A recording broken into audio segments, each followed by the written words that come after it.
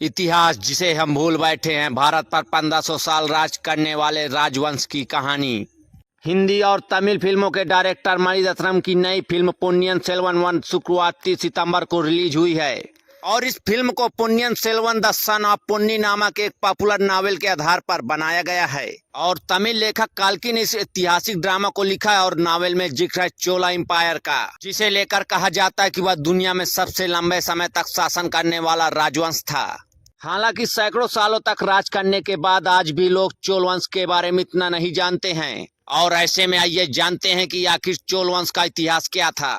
दरअसल लोग इस बात से बेखबर हैं कि भारत के दक्षिणी हिस्से पर सत्ता चलाने वाला पहला राजवंश चोल वंश ही था और इसने तीसरी शताब्दी BC तक अपना राज स्थापित कर लिया था। वहीं अगर सम्राट अशोक के पत्र लेखों को खंगाला जाए तो उसमें चोल वंश की स्थापना के सबूत देखने को मिल जाएंगे और इतिहास में इस बात के सबूत हैं कि सम्राट अशोक के मौर्य समाज से ज्यादा वक्त तक चोल वंश का पताका फहराता रहा और चोल राजवंश को लेकर कहा जाता है कि इसने भारत में 1279 तक राज किया और इस तरह से 1500 सालों तक राज करने वाला राजवंश बना। वहीं मध्यकालीन युग में चोल वंश ने सत्ता बरकरार रखने और विकास करने को तरजीह दी। शुरुआती राजाओं ने किसी तरह अपनी सत्ता को बरकरार बनाए रखा और फिर आगे आने वाले राजाओं राजा राज चोल और राजेंद्र चोल ने साम्राज्य को विस्तार देना शुरू किया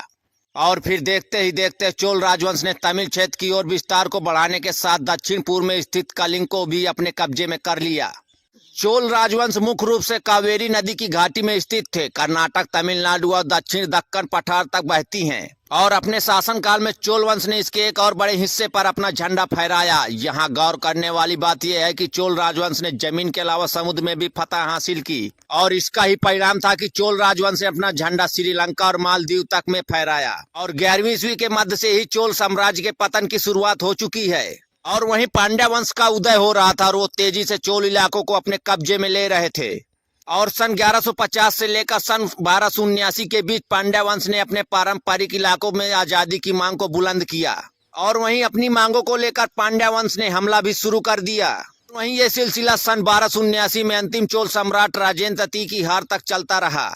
और पांड्या वंश के हाथों सम्राट राजेंद्र तृतीय को मिली हार के साथ ही चोल राजवंश खत्म हो गया। आज की इस खबर पर आपकी क्या राय हमें कमेंट बॉक्स में जरूर बताएं। अगर ऐसी खबरों के लिए आप हमारे साथ बने रहना चाहते तो हमें फॉलो करें और सब्सक्राइब करें ताकि ताजा अपडेट आपको मिलती रहे। ब्यूरो रिपोर्ट, उत्तर भारत टाइम्स।